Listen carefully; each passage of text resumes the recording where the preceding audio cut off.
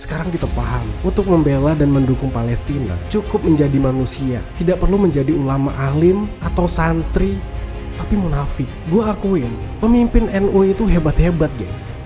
Tapi itu dulu. Kalau sekarang ya, tahu sendirilah.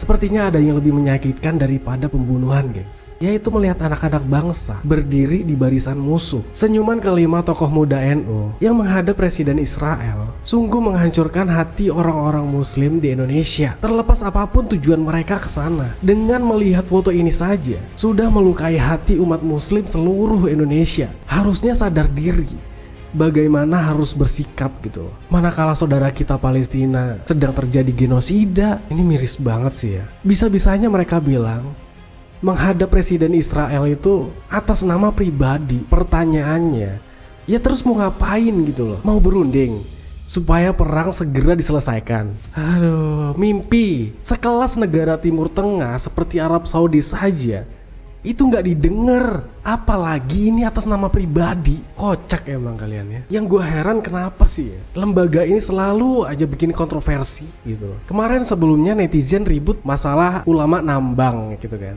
sampai benderanya itu diganti gambar ekskavator gitu kan. Sampai sekarang berubah menjadi Netanyahu United. Ada apa dengan mereka ya Allah? Nah sekarang efek tokoh muda NU yang ke Israel itu, logo PBNU berubah menjadi Netanyahu United, gengs. Itulah bentuk rasa kekecewaan warganet, gengs. Kalau kita lihat perubahan logo bendera PBNU yang tadinya berwarna hijau kini jadi biru putih, identik banget dengan bendera Zionis Israel, gengs. Namanya juga bukan Nahdlatul Ulama, tapi Netanyahu United. Emang paling gercep ya netizen kita.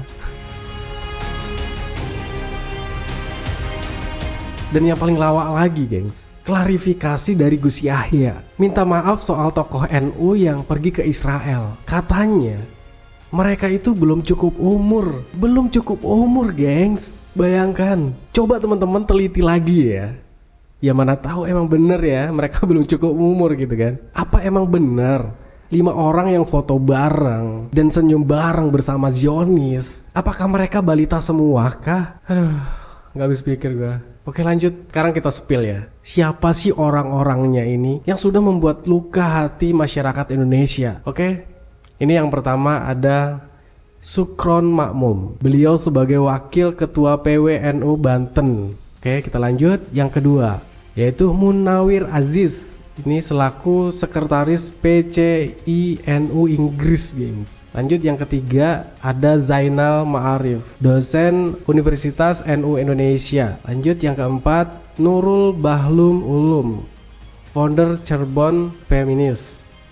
Yang terakhir yaitu Iza Anafisah, yaitu wakil koordinator bidang kesehatan Fatayat NU. Sepertinya mereka dan keluarganya bangga mungkin ya setelah bertemu dengan Presiden Israel. Katanya sih mereka adalah orang-orang pinter, gengs, tapi nyatanya mereka nggak punya hati nurani. Sekarang kita paham, untuk membela dan mendukung Palestina cukup menjadi manusia, tidak perlu menjadi ulama alim atau santri, tapi munafik. Gue akuin pemimpin NU itu hebat-hebat, gengs, tapi itu dulu.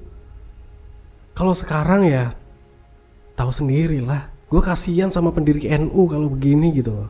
Iya gak sih? Gimana menurut kalian, gengs? Dari kelakuan 5 tokoh NU itu sudah membuat geram masyarakat Indonesia, bahkan para ulama, tokoh agama. Salah satunya adalah Ustadz Felix Xiao, gengs. Beliau memberikan reaksi yang sangat luar biasa kalau menurut gue ya, kepada para 5 tokoh NU yang sudah bertemu dan mengunjungi Presiden Israel. Menurut Ustadz Felix Xiao, mereka itu adalah tindakan yang menjijikan gitu. Logika sederhana teman-teman sekalian, mungkin nggak sih sebuah negara atau petinggi negara itu mau menerima 5 orang itu kalau 5 orang itu tidak mengafiliasikan diri pada organisasi besar atau entitas yang lebih besar lagi. Misalnya kita lihat bahwa orang-orang ya ternyata banyak sekali yang jualan NU, entah mereka kemudian merasa bahwa mereka adalah wakil atau seolah-olah menjadi wakil dan seolah-olah menjadi perwakilan daripada Nahdlatul Ulama, dan akhirnya mereka jual NU itu untuk kepentingan pribadinya. Dan lebih parah lagi teman-teman sekalian, yang kayak gini-gini nggak pernah ditindak secara tegas. Karena ini udah berlangsung lama. Bahkan kemudian kalau kita lihat ya mereka dengan mudah beralasan, ya kenapa saya harus kemudian takut? Ya yang dulu-dulu juga pernah ada, bahkan sudah memegang posisi yang sangat penting. Dan untuk apa dimintain maaf? Dimintain maaf itu kan artinya dia tuh orang yang penting, dia tuh menjadi bagian daripada organisasi Anda. Untuk apa dimintain maaf? Oh, orang itu udah jelas-jelas salah kok. Secara kemanusiaan itu sangat menjijikkan. Kan ya, secara diplomasi itu adalah sesuatu yang sangat bodoh menurut saya, dan secara Islam apalagi itu adalah perbuatan yang sangat zalim, dan Indonesia jelas-jelas sudah memutuskan tidak punya hubungan dengan penjajah, bahkan menelu aja sampai walk out.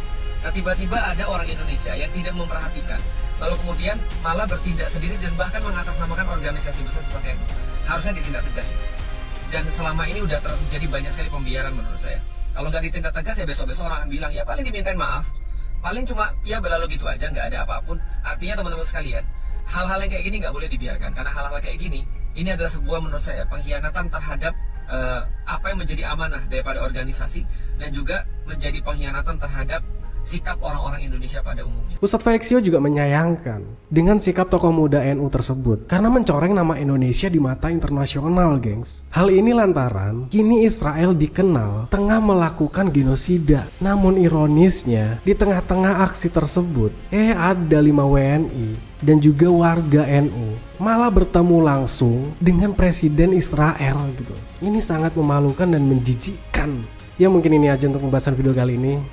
Thanks buat teman-teman yang udah mampir. Jangan lupa like, comment, subscribe. Assalamualaikum warahmatullahi wabarakatuh.